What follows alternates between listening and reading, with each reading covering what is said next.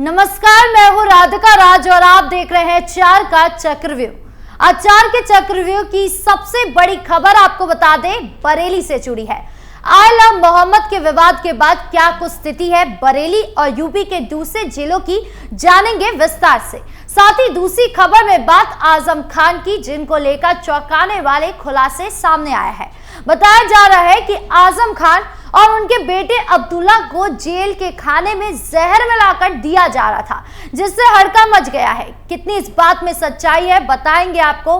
फिर तीसरी खबर में बात अयोध्या की, जहां बाबरी मस्जिद के बदले नई मस्जिद मिलने को लेकर मुस्लिम समुदाय खफा है। उनकी ओर से कहा जा रहा है कि हमारे साथ लगातार धोखा हुआ है।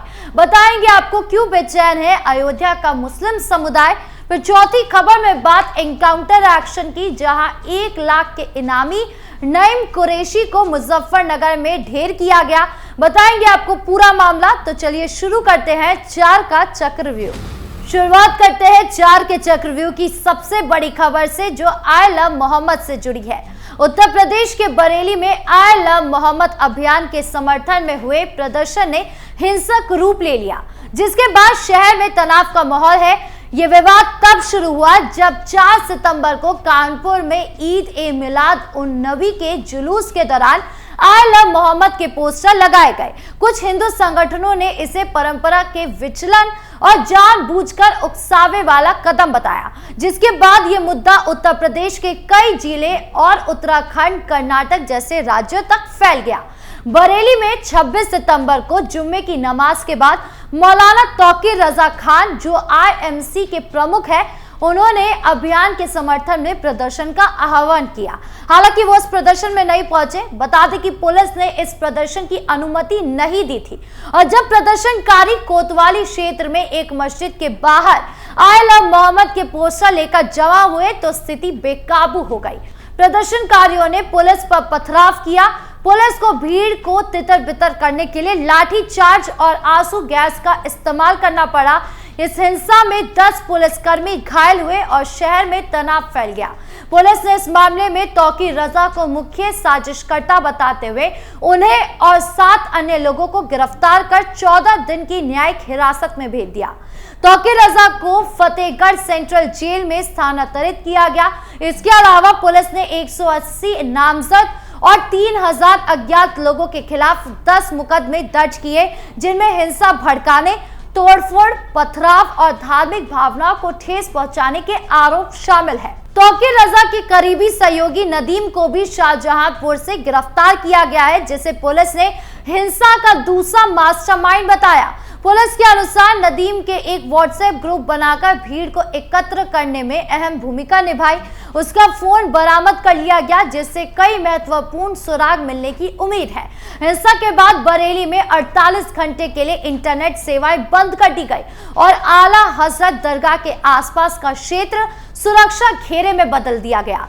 पड़ोसी जिले जैसे रामपुर, पीलीभीत, शाहजहांपुर, मुरादाबाद, बदायूं, संभल, बिजनौर, अमरोहा और फतेहगढ़ को भी हाई अलर्ट पर रखा गया है, क्योंकि इन जिलों में तौकीर रजा के समर्थकों की अच्छी खासी संख्या है।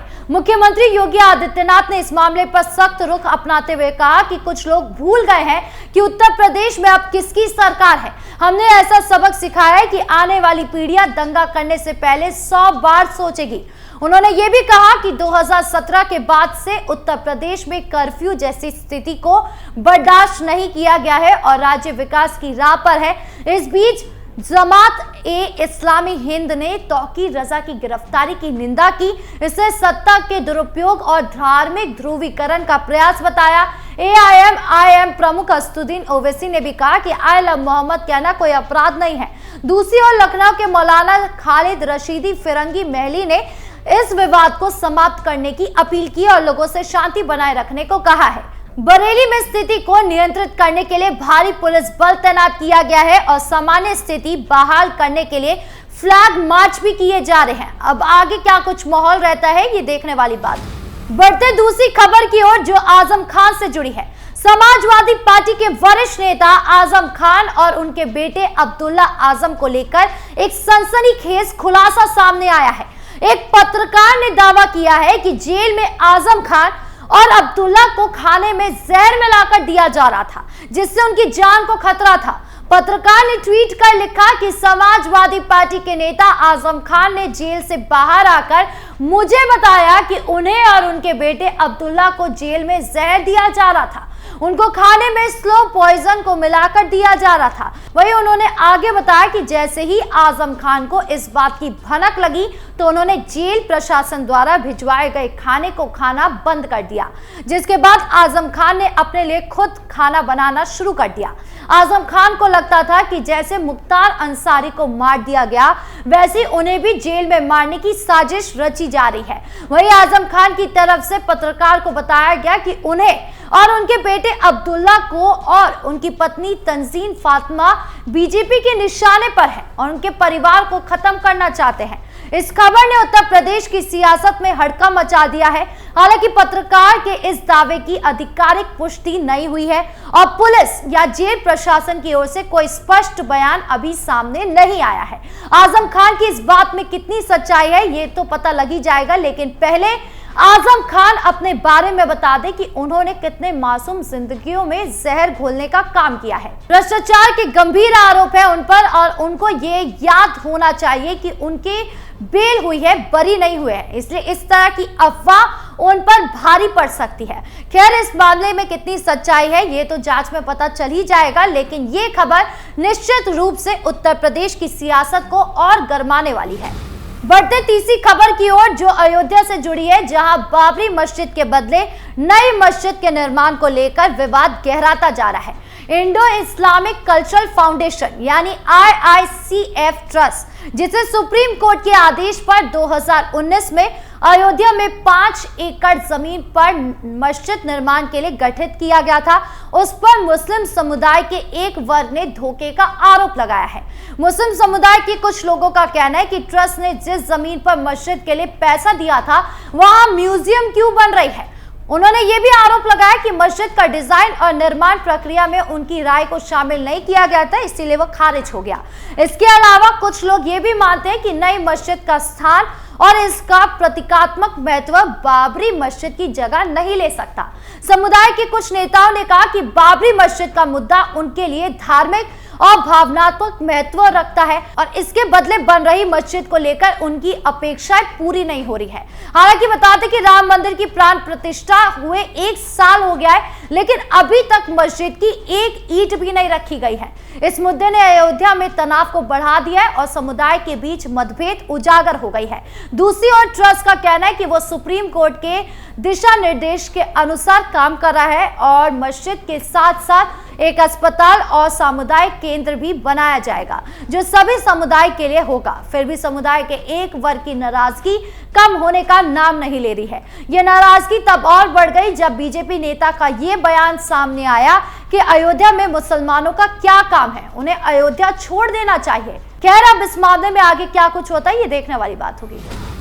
बढ़ते अगली खबर की ओर जो मुजफ्फरनगर से जुड़ी है। उत्तर प्रदेश पुलिस ने एक बड़े ऑपरेशन में 1 लाख रुपए के इनामी बदमाश नईम कुरैशी को एनकाउंटर में मार गिराया। नईम के खिलाफ 35 से अधिक आपराधिक मामले दर्ज थे, जिसमें हत्या, लूट और डकैती जैसे गंभीर आरोप शामिल थे। पुलिस के अनुसार नईम को एक गुप्त सूचना के आधार पर घेरा गया था। जब पुलिस ने उसे आत्मसमर्पण करने को कहा तो उसने गोलीबारी शुरू कर दी, जिसके जवाब में पुलिस को भी गोली चलानी पड़ी। इस मुठभेड़ में नईम गंभीर रूप से घायल हो गया और बाद में उसकी मौत हो गई। पुलिस ने मौके से एक पिस्तौल और एक बाइक बरामद की। नईम कुरैशी पश्चिमी उत्तर प्रदेश में लंबे समय से आतंक का पर्याय बना हुआ था। उसकी गिरफ्तारी के लिए पुलिस ने कई बार छापेमारी की थी, लेकिन वो हर बार बच निकलता था। इस एनकाउंटर से पुलिस की बड़ी कामयाबी के तौर पे माना जा रहा है। बहरहाल 4 के चक्रव्यूह में इतना ही। धन्यवाद।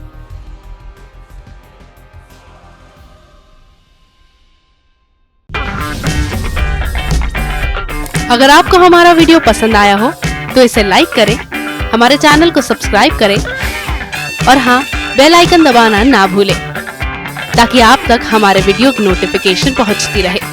आप अपना सुझाव हमें कमेंट बॉक्स में दे सकते हैं। हमारे साथ जुड़ने के लिए शुक्रिया।